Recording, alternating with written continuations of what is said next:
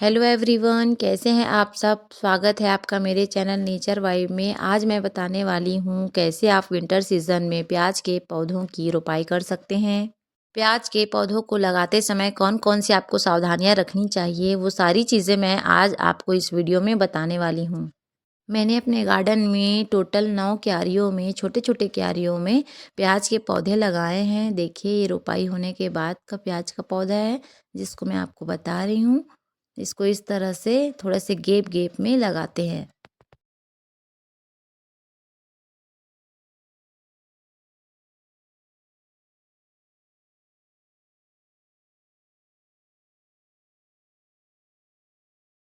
ये है प्याज की पौध जिसको मैं मार्केट से लेके आई हूँ। ये थोड़े बड़े साइज़ के हैं, इससे भी छोटे छोटे, बहुत छोटे साइज़ के भी आते हैं, पर मैं थोड़े बड़े बड़े साइज़ के प्याज लेके आई हूँ।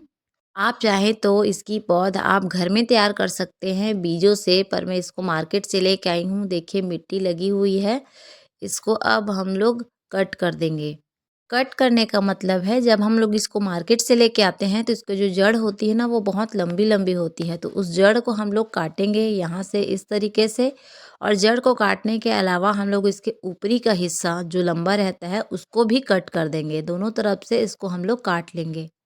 अगर आप इसको कट नहीं करते हैं, जैसे मार्केट से लाते हैं वैसे ही अगर लगा देते हैं, तो इसमें जो कांदा है, प्याज का कांदा है, वो छोटा छोटा पड़ेगा, वो बड़ा नहीं होगा। तो बड़ा पड़ने के लिए सबसे पहले इसके जड़ को नीचे से काटिए और ऊपर से भी इसको काटिए, उसके बाद इसको लगाइए। मैंने भी ऐसा ही किया है, ऊपर से कट कर लिया है और नीचे जड़ से भी कट कर लिया है। अब चलिए इसको लगाने के प्रोसेस में आगे बढ़ते हैं। देखिए, मैं आ गई हूँ लगाने के लिए और यहाँ मैंने इसे अच्छे से धो लिया है, वॉश कर लिया है। ये देखिए, ये ऊपर से भी कटा हुआ है जड़ से और नीचे से भी कटा हुआ है। मैंने इसमें लगी हुई मिट्टी धो ली है। आप चाहें तो बिना धोए भी लगा सकते हैं, पर क्योंकि लगाने में आसानी होती है इसीलिए मैंने इसको अच्छे से वॉश कर लिया है। चलिए अब चलते हैं मिट्टी की क्यारी की तरफ। मिट्टी की क्यारी बनाने के लिए आप छोटी-छोटी इस तरह से क्यारियाँ बना लीजिए। क्यारी बनाने के बाद उसमें अच्छे से आप खाद डालिए। अगर आप डीएपी डालना चाहते हैं तो आप उसमें डीएपी भी डाल सकते हैं। डीएपी डालने के बाद उसको अच्छे से पानी से इस तरह से भिगा लीजिएगा। इस तरह से गीला होना चाहिए। गीला होने के बाद देखिए, इस तरीके से आप प्याज के पौधे को एक-एक करके लगाते जाइए, थोड़ा-सा गैप-गैप में।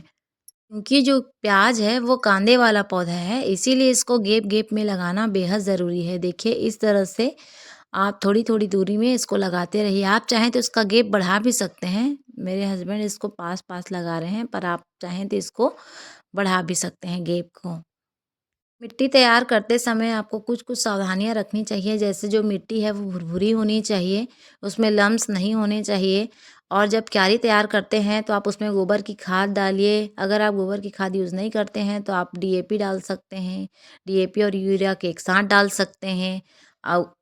पर मैंने ये यूरिया और डीएपी दोनों नहीं डाला है, क्योंकि मैं जितनी भी सब्जियाँ उगाती हूँ ना, ऑर्गेनिक ही उगाती हूँ। मैं डीएपी और यूरिया का यूज़ नहीं करती हूँ।